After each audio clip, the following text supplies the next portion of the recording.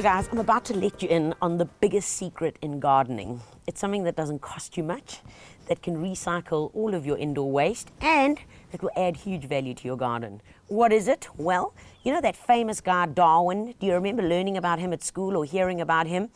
Well, he spent about 3 to 4 years of his life just studying this particular thing. What is that thing? Well, it's the good old earthworm. Let's take a look. Have a look inside here. This is called a worm farm. And inside here, if I scratch around, are the little guys. And these, there he is. This is called a red wriggler. This is a special type of earthworm. It's not the earthworm that we find in our gardens. It's called a red wriggler, and for obvious reasons, because check what it's up against. It's doing breakdancing here in my fingers. But these little guys eat all sorts of garden waste and waste from our kitchens. So what has happened is some clever oaks have designed a worm farm, which you can keep in your garage, and you can get them for small families, like this little guy, which probably is for a family of 2 to 3, or you can get the slightly bigger ones, or really, really big ones, like for hotels and stuff. So how does it work? Well, you can see it's got 2 compartments, and the one compartment is covered up with newspaper. Now, what these little guys do is, if we dig in here, you can see that they are busy munching through all sorts of stuff.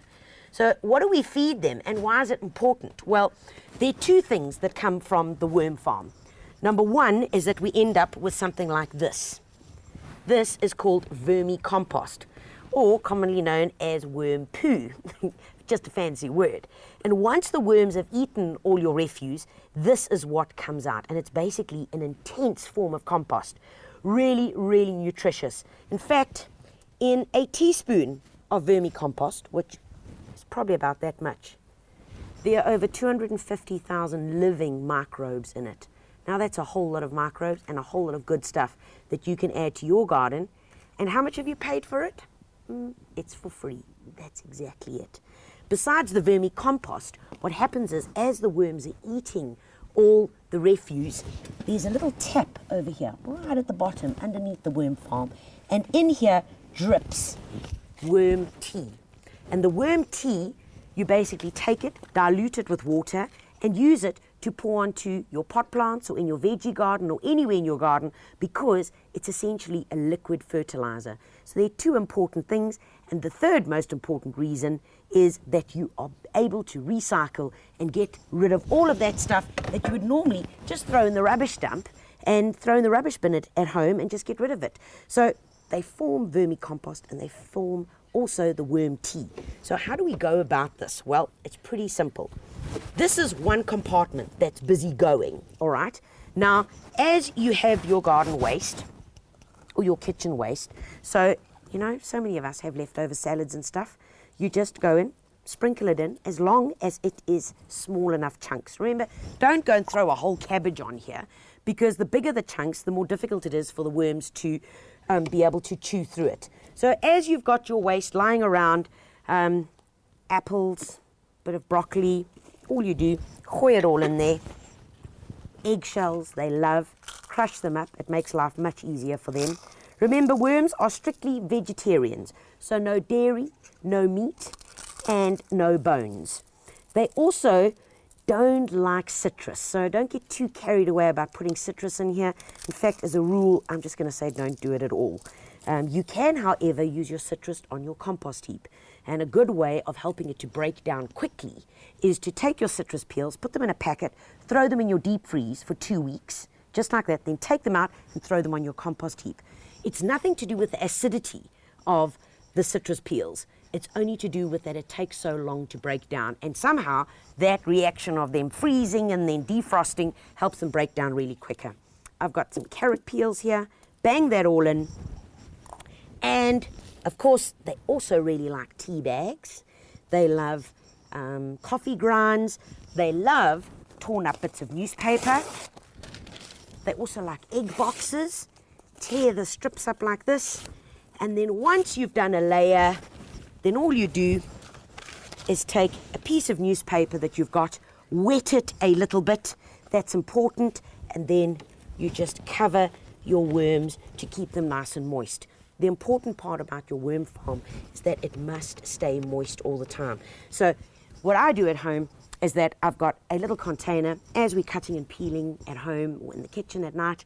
So they stay in there. The next morning, out we come, lift this guy up, feed the worms, dunk this under the tap, and then put it back in.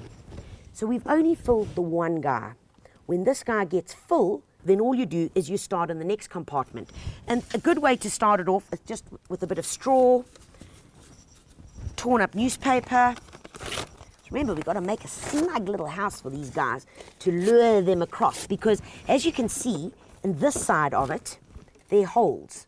So when you've stopped feeding here and you start feeding on this side, what's going to happen is the worms are going to say, hey guys, like this hotel is now, it's bone dry. So then they start moving across into your next compartment. So that's what we do. We're going to cover it like that.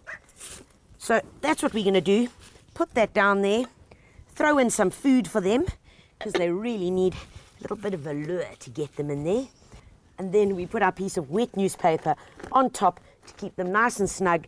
So we've stopped feeding here. The worms will then migrate across, and in a couple of weeks, we'll be left on this side just with this awesome vermi compost.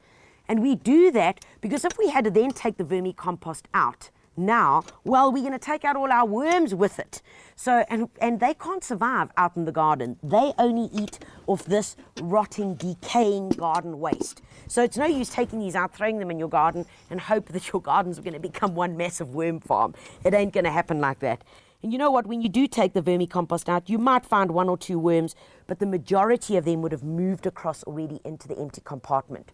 So guys, how do you get hold of the worms? Well, when you order this guy, and when you place your order, they deliver it straight to your home with the worms. Just don't make the mistake of not picking it up from your local post office, because the 1,000 worms might come loose inside your post box, and do I need to tell you what's going to happen from there? But anyway, guys, it's really a great way to recycle, use things in your garden, and I know that this stuff is just so full of nutrients, which I then take, put around some pot plants, just dig into the soil, because I know that this stuff is so full of awesome micronutrients and other great nutrients for my plants.